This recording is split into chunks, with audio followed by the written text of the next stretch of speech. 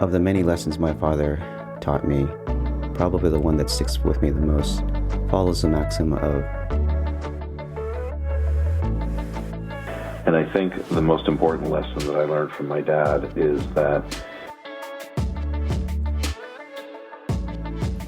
however, I do have over 50 years of examples of being a consistent presence and what that looks like, and being a patriarch and a caretaker of a family. This year, I'd like to give a special shout out to my stepfather, Steve. There's the right way, and then there's the Navy way. Welcome in to Menfolk Journeys, the podcast of great conversations with men.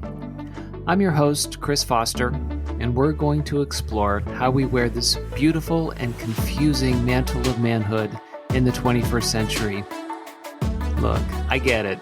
In public life, a lot of men are knuckleheads. But in private life, we can be thoughtful and we can be reflective if we have the right conversation, if we feel comfortable talking about our story. And we all have a great story to tell. And we can all learn from those stories. We can learn about who we've been, who we are, and who we want to be. And that's why we're going to have this conversation, so we can learn from other men just like us.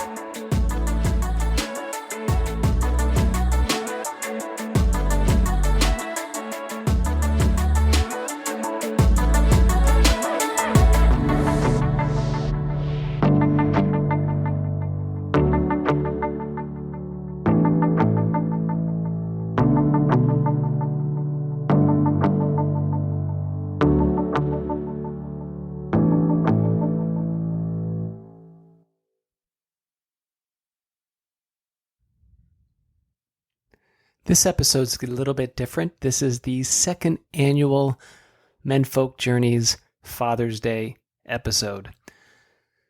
It's been about a year since we started this podcast, and I'm so grateful for the men who have participated, and I'm so grateful for the feedback from the men who've listened. And we'll make this an annual tradition on Father's Day. This is a compilation episode where I ask men from all walks of life to reflect on their fathers. Last year, we talked about a memory, a special memory that you take with you your whole life, a moment that just sears in your brain. This episode's a little bit different. I asked folks to ask themselves what lessons they learned from their dad. And it's different because you can learn lessons of things you want to do and of who you want to be. You can also learn lessons of who you don't want to be and what you don't want to do. You can learn a lot from folks and from your father in terms of, I don't want to do that, and I don't want to be that. And that can all be in the context of loving dad and being thankful for dad, but then also picking some pearls, right, of things that he did that you just knew exactly why he did it, and that was awesome, and you wanted to do that too. It's a complicated relationship with a father, typically, because as he starts becoming the man that he is, he's got to be his own man, plus he has to be father. And if anyone listening is a father themselves, you know that's true. You have a lot of different roles as father, as husband, as partner, as lover, as friend. But the father role is unique.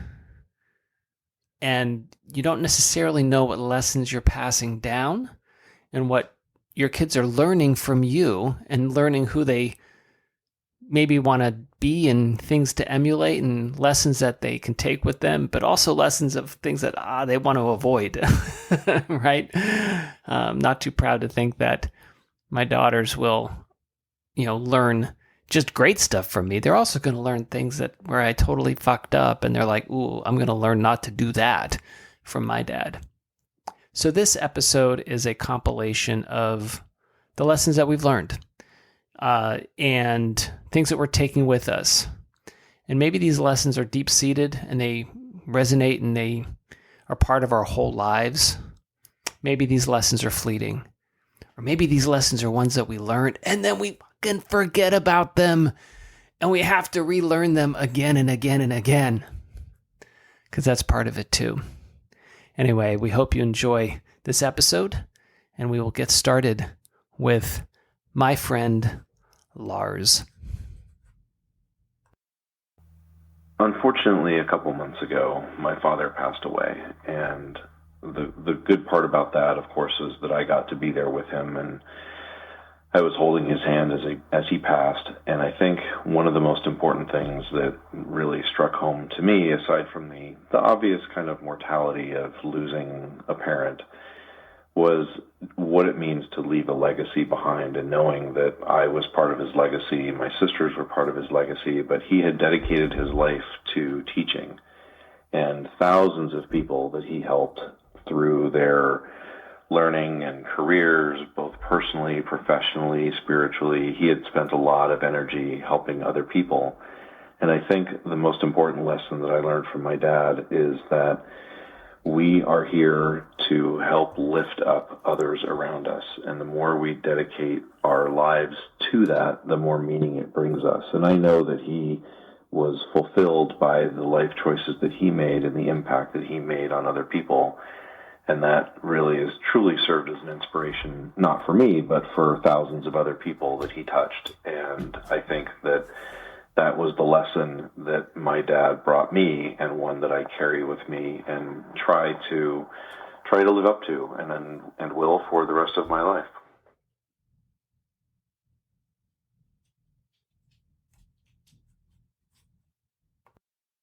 It's incredible, Lars. I think that was incredible, Lars. Thank you so much for sharing that special and tender moment with your father. And to think about the legacy of how you give. You know, he seemed to have a fulfilled life, fulfilled with the choices that he made. And I'll ask all of you, what is that legacy you're leaving? Are you a teacher? Are you a mentor? Are you making other people better? Are you lifting other people up? Are the choices that you're making in other people's best interests, maybe even before your own? Are you leaving a legacy of joy, of empowerment, of inspiration? Hopefully you are. But it's something to think about. I've learned, Lars, from what you learned from your dad. Who can I teach today? Who can I lift up today? How can I seek out opportunities to help lift somebody up, or to pass along something that they can use to make their life better? I love it, Lars. Thank you for sharing.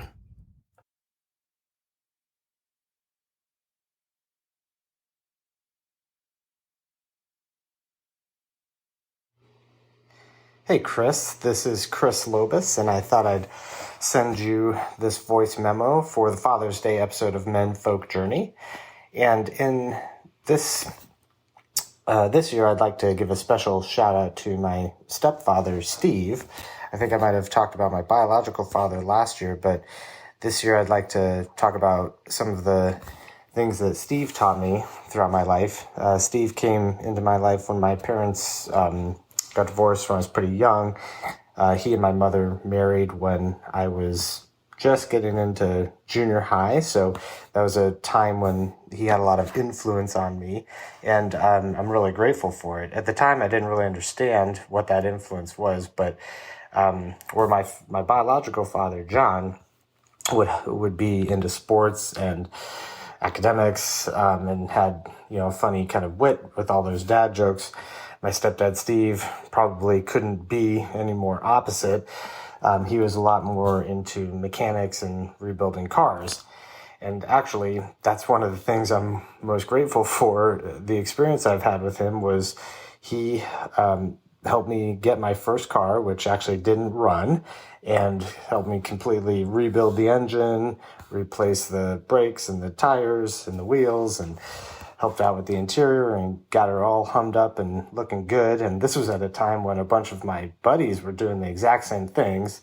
They may have had some cooler, older classical cars that they were doing that on, but hey, I got to join the fun with all of my buddies because Steve's helped me out, and with all of his the resourcefulness he has and his experience rebuilding cars, and that was something I'm very grateful for in my upbringing. And now today, it's even paying off quite a bit. I'm not afraid to work on some mechanical fixes around the house, and I'm proud to say that my wife has actually called me very handy. Now, don't get me wrong, I still have to rely on YouTube a lot, and of course, when I really can't do something, I go straight to my neighbor who's super handy and a contractor and knows everything and knows how to help out a lot. But still, I've gained a lot of resourcefulness from Steve. And another reason I thought it would be important to recognize Steve now is that he just got a successful MRI, one more round of an MRI, showing that he still does not have any brain cancer tumors returning. So Steve has actually been through 3 surgeries to remove a crazy tumor in his brain.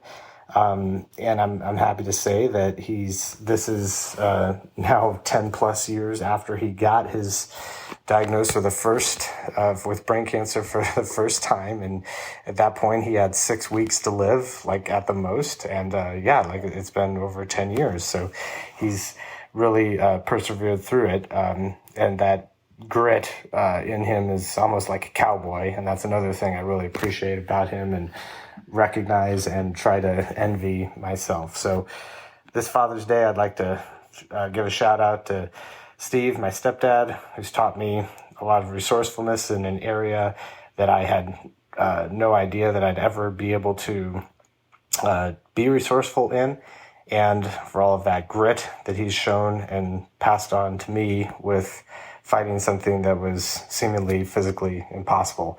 And he's still here today and recovering and doing well. So happy Father's Day to my real father, my stepfather, and all of your fathers out there, and all of you who are fathers, and all of you who have father figures in your life, and recognize this special day. All right, thanks, Chris. Bye. Well, thank you for that, Chris, and blessings to him. What an amazing story of 10 years of dealing with a brain tumor. 6 weeks to live turns into 10 years, turns into many more moving forward. And the idea that a father figure can teach you something that your father doesn't, I think is beautiful. We have father figures all around us. They could be uncles. They could not even be necessarily related. They could be teachers. They could be coaches, right? They could be a neighbor. They could be a stepfather. But there are men out there, older men, who can teach you, and older men who can show love and show you what it means to be a man. And there are many kinds of models of manhood. And your father is just one man. You might not be able to present everything that you're looking for, or everything that you could be. Or he might not be able to pull everything out of you that someone else would. Whether it's Mr. Miyagi, right? Or some other type of master. That's why, apprentices were with masters. They weren't their fathers. They were father figures in some sense.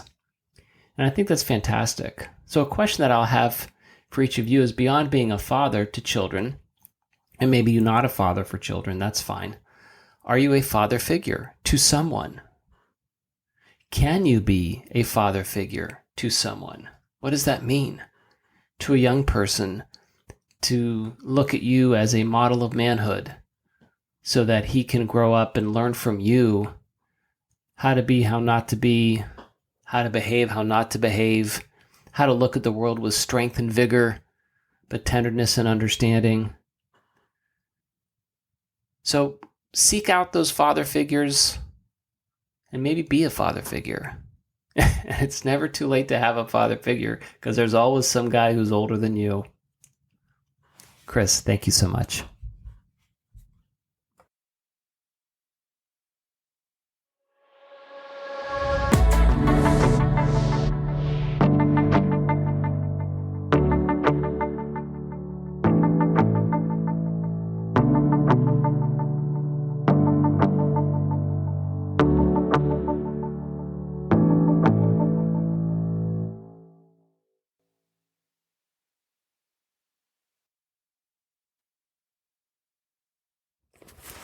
Lessons from my father. I would say of the many lessons my father taught me, probably the one that sticks with me the most follows the maxim of trust but verify. As a kid, we would hire folks to work on various projects in the house or get things done on the cars, like most people. And my dad would always get 2 or 3 estimates for things, even when the first one seemed like the most appropriate and best deal, most qualified. I would always roll my eyes when he did this because it extended the time we needed to get the stuff done. And I never really understood it. He was always like, you should definitely get multiple quotes on things. You should always double check people because you never know who's out there to scam you. This has actually worked out great for my father. He always seemed to find the best deals, the best, most qualified folks, and get the best job done. Now, years later, or decades later, as a homeowner myself, I, like many, I am slowly turning into my father, which is not a bad thing in some respects. But I find myself also doing the same thing. And the most recent case was we were looking to get solar put on the house. The first guy came highly recommended, seemed qualified, very cordial, very polite, came and gave the estimate, and came back down off the roof and quoted us $20K just for the install, saying that we had giant holes in the roof that needed to be repaired, and the roof was in danger of collapsing in some sections. Well, remembering my father's words and being true to the lessons that he taught me, I got 2 or 3 more quotes and ended up paying significantly less for our solar install. And I remember signing the paperwork for the final contractors to do the work and thinking of my dad at that moment. And as I'm letting the ink dry and going, thanks, Dad. Thanks for saving me a ton of money. So that was one solid lesson from my father. Trust but verify. Still roll my eyes at it, but I can't thank him enough for that one. That is awesome. My friend Victor, fantastic story. And I love it that he said, thanks, Dad. And isn't that funny how we do something and then we remember a lesson without even consciously thinking about it? It just pulls back to a lesson that we've seen or we observed or we were taught verbally. And I love it when he said, slowly turning into his fathers or getting older. Maybe we all are in some ways. How could we not, right? How could we not see those patterns as our dads were of a certain age? And then we get to that certain age, and don't we act in ways like them? What a great lesson to learn. A very practical life lesson that he carries with him his whole life. Victor, thank you for sharing.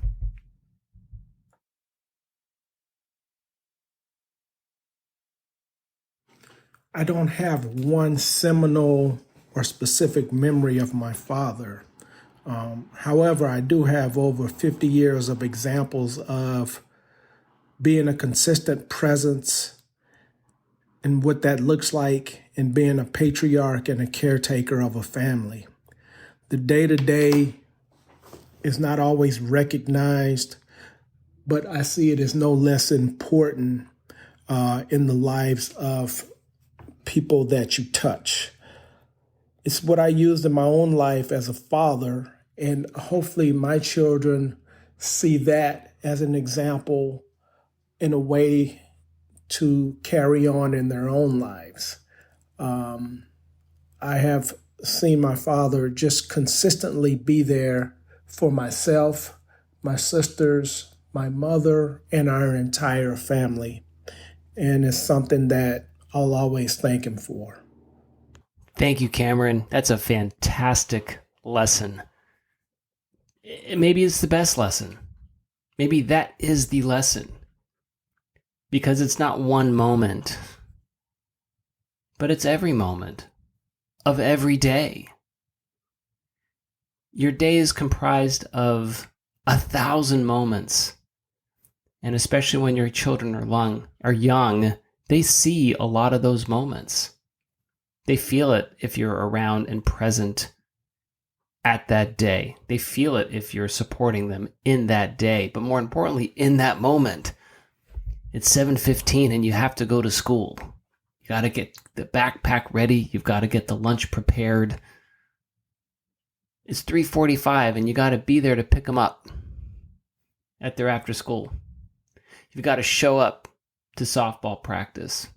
You got to show up to rehearsals. You got to show up to your dance classes, your piano classes.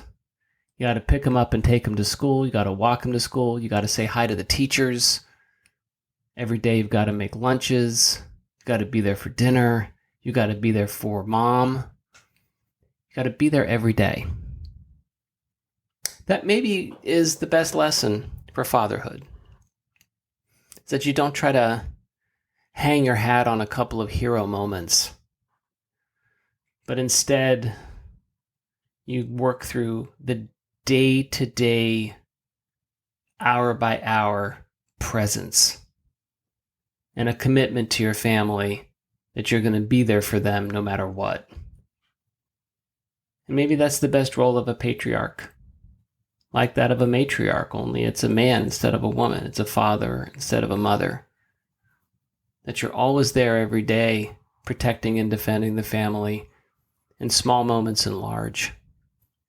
But it's the small moments that I think make the best lessons.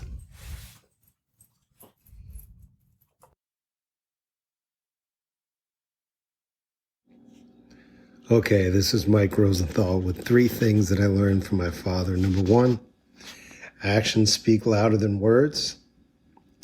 The second one was there's the right way, and then there's the Navy way. So we always grew up having to do things the Navy way, whether it was like rewrapping hose or whatever. It had to be done very meticulously. And I kind of got my work ethic from some of that, and the rest I got from just growing up in Pittsburgh. And then finally was the lesson, if you're not sure if you should share something, always keep it to yourself. Anyway, I don't know if that's true or not, but I've been keeping it to myself. So I'll let you guys be the judge. But that's it. 3 things I learned from my dad. Thanks.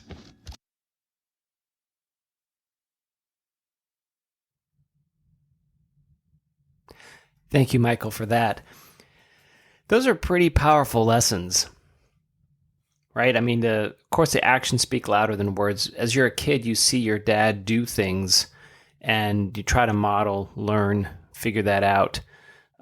Much more powerful than what he says, clearly.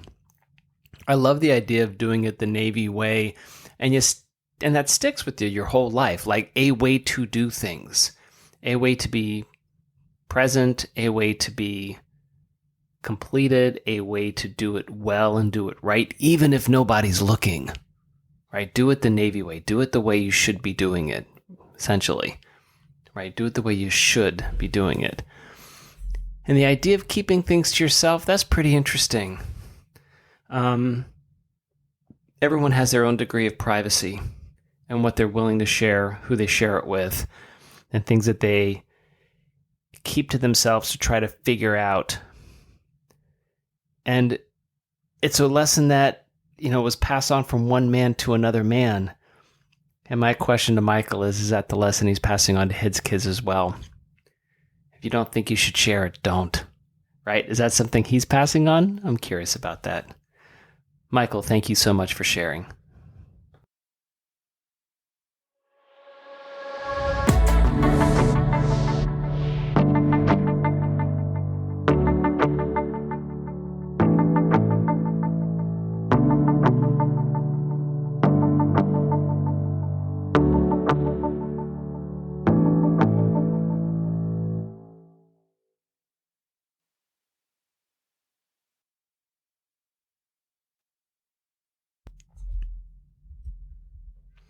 All right, now this is my turn. So I'm Chris, and I'll talk about some lessons that I learned from my dad, Frederick Gordon Foster Jr. And he learned a lot of lessons from his pop. And there's some similarities that kind of crossed over from generation, which is interesting, because sometimes when you learn a lesson, there are certain lessons you learn about what you don't want to do, or who you don't want to be. And those are powerful lessons too. Right? It's not just lessons that you see in terms of a model of manhood that you want to follow, but it's also a model of manhood that you don't want to follow, that you know you can be different / not to say better, but one that's more authentic to you, or one that you think would be a little bit more uplifting. Because everybody makes mistakes, and everyone sees their parents make mistakes. And as parents, you don't even know what mistakes you're making right now. But see, my dad learned from his dad.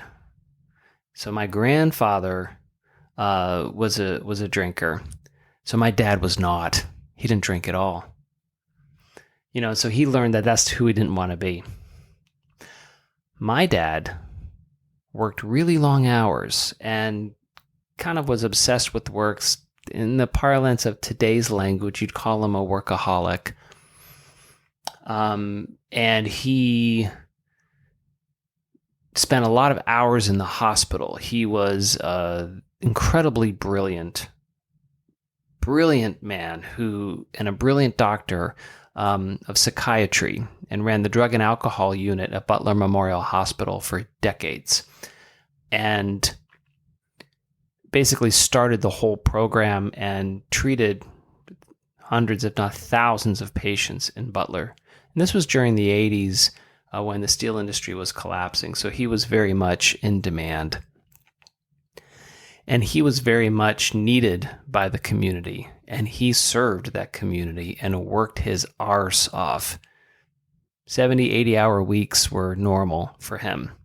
Now, if you're in the legal or medicine and medical profession, maybe that's normal. But what it meant was that he was working a lot while I was growing up, and we did not see a lot of him. And that job demanded a lot of time away from family. And so as I grew up and I entered the workforce, I knew that that was not the life that I wanted to live. I needed to find a career and needed to find a place of work that let me have, work-life balance. I know it's a cliche now, but the choice that I made was one that I would make so that I would be at home in those critical moments. I took the girls to school, either walked them to school or the school bus or drove them to school based on their years and where they were, pretty much every day. And I was home most evenings for dinner, almost all of them. If I wasn't home on time, I was just a little bit late.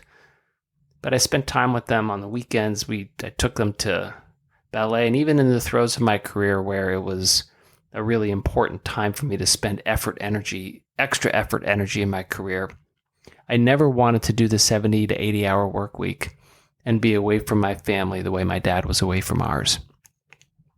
And it's a double-edged sword, because that's a lesson that I learned about what not to do. But one of the lessons that I learned to do from him was in the exact same reason.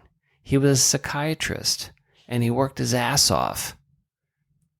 And he got to understand the human condition through all of his patients. He got to hear about their struggles, hear about the things that were heartbreaks, their addictions. And he had a deep empathy and an understanding that this is not an easy thing being a person, and that some people also have a harder time than others. There are some folks who are naturally anxious. There are some folks who are naturally depressed. There are some folks who have a hard time with situations that other people don't have a hard time with. And it took me a lot longer to understand this, but the idea that there are so many differences between people and everybody's different and everybody has a right to their own, mental health and their own mental disposition, and that everybody's going through shite.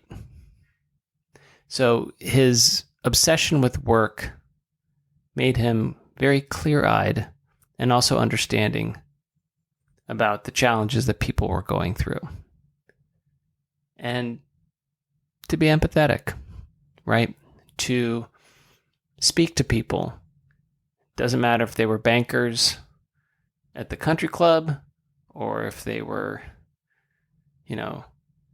guys in the shop, if they were the tow truck mechanic, if they were a fisher. It didn't matter what they did. There was dignity to work. But more importantly, there is dignity to people. And when I think about the conversations I've had with other men on this podcast, there's dignity to men. There's a dignity of our perspective of the world. It's going to be different than other folks. Don't be an asshole, but reserve the right to have your perspective of the world. And you don't know what somebody's going through, so be as kind as you can. That's what I learned from my pop. Maybe spend more time with family and be as kind as you can. I think those are pretty damn good lessons to learn from my dad. And I'm grateful for him for those lessons.